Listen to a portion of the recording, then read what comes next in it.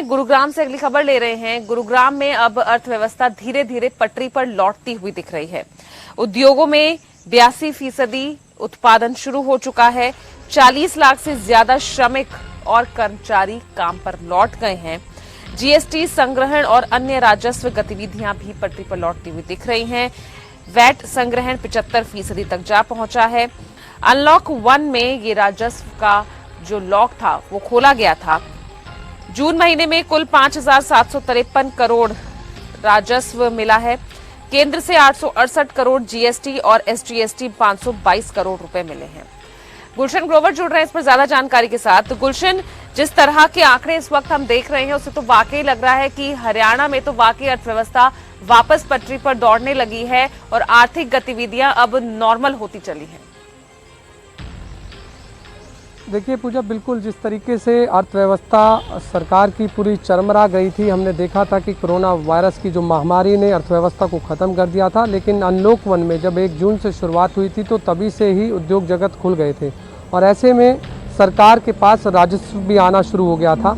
और जून महीने की बात करें तो जून महीने में जो राजस्व आया है वो काफ़ी ज़्यादा है। और लेकिन उम्मीद है कि जो सरकार का आंकड़ा है कि जो पिछले साल के अगर इसी जून महीने में लगाए तो उससे कहीं ज़्यादा जून महीने में उनके पास राजस्व आया है। लेकिन अनलॉक 2 की शुरुआत हो चुकी है और सरकार का ये प्रयास है कि और भी ज़्यादा लगभग 1,000 करोड़ रुपए और भी ज़्यादा राजस्व आने की अब उससे ज़्यादा उम्मीद है। तो तमाम अब जो इंडस्ट्रीज़ हैं वो अब शुरू हो गई है, श्रमिक जो है अपने काम पर लौट गए हैं। तो ऐसे में पूरा जो उद्योग जगत है वो भी शुरू हो गया। लेकिन इससे पहले मेरे साथ यहाँ पर मौजूद हैं पूजा जीकेन के चेयरमैन हैं जो कि केदारनाथ पांडे, मैं उनसे जान लेता हूँ जिस तरीके से अर्थव्यवस्था पटरी पर दोबारा से लौट आई है, क्या लग रहा है कि जो आपका जो व्यापार है वो कितना आगे पहुँच चुका है इस अनलॉक 1 या अनलॉक 2 की शुरुआत? देखिए, अनलॉक 1 से ही हम लोग फैक्ट्री चला रहे हैं, लेकिन हमारे पास जो लेबर की कमी थी इसकी वजह से पूर्ण रूप से बिजनेस व्यापार चल नहीं पा रहा था, क्योंकि डर के मारे, कोरोना के डर से लोग गाँव भाग गए थे। लेकिन जब से अनलॉक 2 शुरू हुआ है तब से अर्थव्यवस्था काफ़ी पटरी पे आनी शुरू हो गई है। और हमारी कंपनी की बात करें तो हमारे पास तो 60 से 70% लेबर वापस आ चुकी है। लेकिन बाकी और इंडस्ट्री में इतनी लेबर अभी वापस आई नहीं है। दिक्कतें तो हैं, लेकिन फिर भी हमारी अर्थव्यवस्था मजबूत होनी शुरू हो गई है। इस ईयर में भगवान ने चाहा तो पिछले साल से भी ज़्यादा धन आएगा गवर्नमेंट के पास। आपकी बात करें तो जो साल का रेवेन्यू है वो आप सरकार को कितना देते हैं और क्या ऑर्डर्स जो हैं अब लगातार आने शुरू हो गए हैं? क्या क्या माल आप सप्लाई?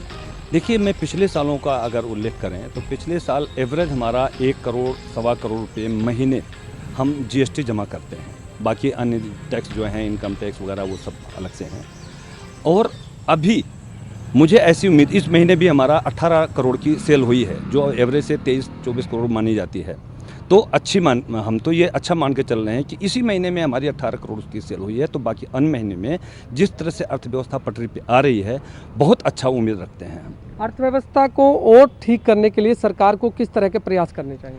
देखिए, हाँ, ये बहुत अच्छा प्रश्न है आपका। देखिए, अर्थव्यवस्था को अगर पटरी पे लाना है तो सबसे पहले हम उन केंद्र सरकार से, राज्य सरकार से निवेदन करेंगे कि वो बिजनेसमैन जो बिजनेस उठाते हैं, जिनके सामने समस्याएं हैं, उनकी समस्याओं को समझ के उनका समाधान करें, ना कि अकेले निर्णय ले लें कि अब हम उनको धन दे। सिर्फ धन दे देने से बिजनेस नहीं उठ पाएगा। बिजनेस की बहुत सारी समस्याएं हैं जो हम बाहर से इंपोर्ट करते थे, अब हम अपने यहाँ बनाना चाहते हैं, तो उसमें किस किस चीज़ की ज़रूरत है। जब तक किसी बीमार से, किसी परेशान बंदे से उसकी परेशानी नहीं समझेंगे तो उसका हल कैसे ढूंढेंगे। मैं राज्य सरकार, केंद्र सरकार से ये निवेदन करता हूँ कि बिजनेसमैनों को बार बार बुला करके उनकी समस्याओं को समझें। और ये कोरोना की वजह से जो परेशानियाँ आई थी, जो तूफान आया था, अब वो थमना शुरू हो जाएगा और अर्थव्यवस्था लाइन पर आएगी। लेकिन अगर हमको